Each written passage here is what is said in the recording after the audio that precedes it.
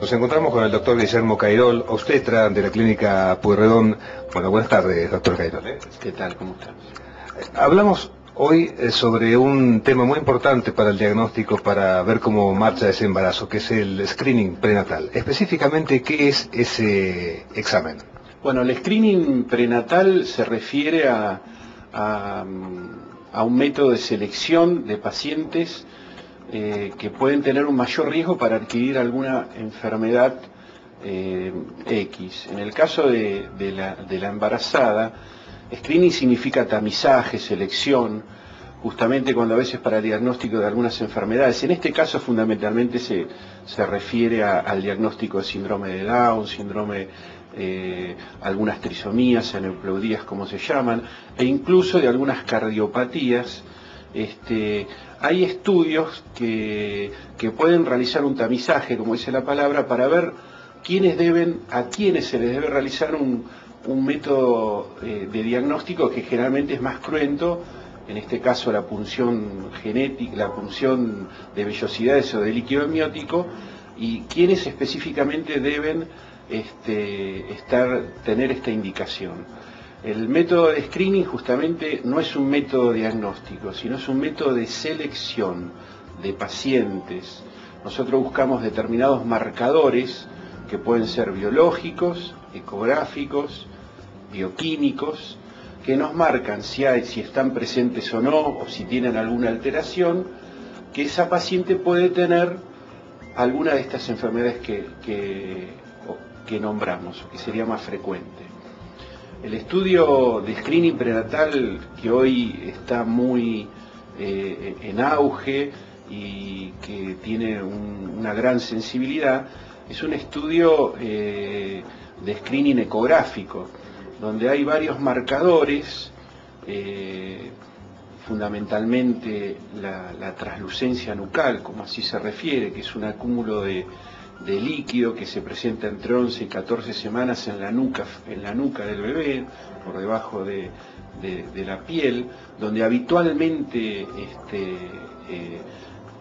existe en este periodo en una determinada cantidad, y cuando hay un exceso de puede ser sugestivo casi en un 80% o más de la presencia de un síndrome de Down o alguna cromosomopatía. Otros marcadores ecográficos son el hueso nasal, la presencia o ausencia del huesito nasal, el ductus, que es una medición, digamos, del ductus venoso, de parte de la sangre que entra a las cavidades cardíacas, y que con el Doppler lo podemos medir, y si tiene alguna alteración en la onda podemos ser sugestivos de alguna cardiopatía que también esté asociada a las trisomías. Y también otros marcadores que se están estudiando, que son la insuficiencia de las válvulas auriculoventriculares, la frecuencia cardíaca, los movimientos del embrión. Se estudió en un momento también la medición del hueso maxilar, pero fundamentalmente la translucencia nucal por sí sola es un excelente marcador que nos puede hacer seleccionar a las pacientes que tendrían que ir a un estudio, si lo desean, diagnóstico, como es la punción genética. Es decir, entonces el screening es más vale un procedimiento y no un examen en sí. ¿El screening se basa en, por ejemplo, la ecografía para determinar esos resultados? Claro, en este caso, como te estaba explicando, es puramente ecográfico. Para la paciente es inocua, hay solo un periodo en el cual se puede hacer, que es entre 11 y 14 semanas, y se puede asociar también a otros marcadores. Por ejemplo, los bioquímicos, que pueden hacer simultáneamente, que son una proteína que aparece en el embarazo, que se llama PAPA, y otro marcador que es la parte de una hormona que se llama la fribeta, que de estar alterados, asociados con estos otros marcadores, nos darían una mayor seguridad del estudio. Y también hay otro marcador biológico, que es la edad materna. O sea, ya de por sí sabemos que estas patologías, por arriba de los 40 años o de los 35, aumentan la incidencia de estas patologías. Por eso, de por sí, a una paciente con 40 años no se le hace un método de screening, porque ya está seleccionada, ya tendría una indicación de hacer un estudio citogenético. Cada vez más se ve embarazos y primiparidad añosa, como se la llama, por arriba de los 35 años, donde ahí sí hay mayor riesgo de estas enfermedades para el feto. De cualquier manera, el 80% de los síndromes de Down y de estas patologías se presenta por debajo de los 35 años.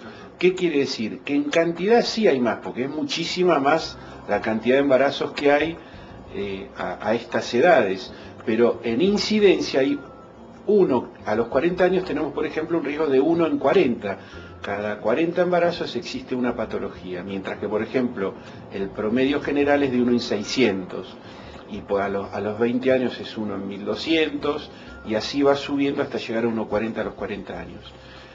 Por eso se justifica hacer métodos de screening por debajo de los 35 años, porque no podemos estar punzando a todas las pacientes para tener un hallazgo tan ocasional. ¿Ustedes recomiendan en todos los casos, en todos los embarazos, realizar este examen de screening? Sí, recomendamos en todos los embarazos que sea posible. Es un poco opcional porque depende un poco de la madre. Nosotros lo aconsejamos porque da un poco de mayor seguridad, de tranquilidad para la madre. No es más que un método de selección y en todo caso posteriormente el diagnóstico, pero da cierta seguridad a la madre de que todo anda bien, y eso es un poco lo que buscamos. ¿En qué nos sirve? También en algunos casos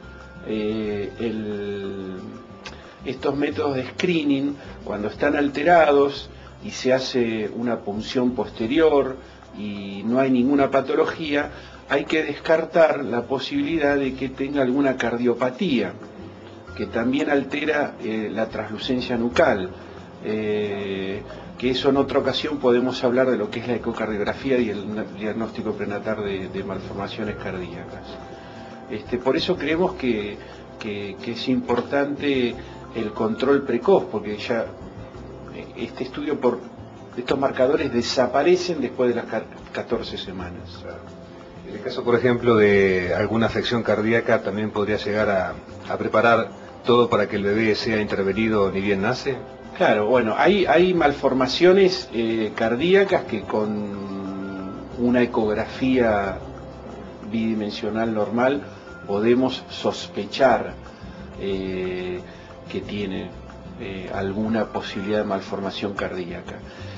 Y ya con estudios más específicos como la ecocardiografía fetal, donde se introduce el Doppler, podemos diagnosticar con mayor factibilidad qué tipo de malformación es. Algunas malformaciones son compatibles con la vida, otras no tanto, y algunas necesitan de alguna intervención precoz, entonces hoy en día, que no en todos los lugares tenemos la alta complejidad para la cirugía cardíaca precoz neonatal, a lo mejor la madre debe derivarse, porque no hay mejor incubadora que la madre para derivar a un bebé.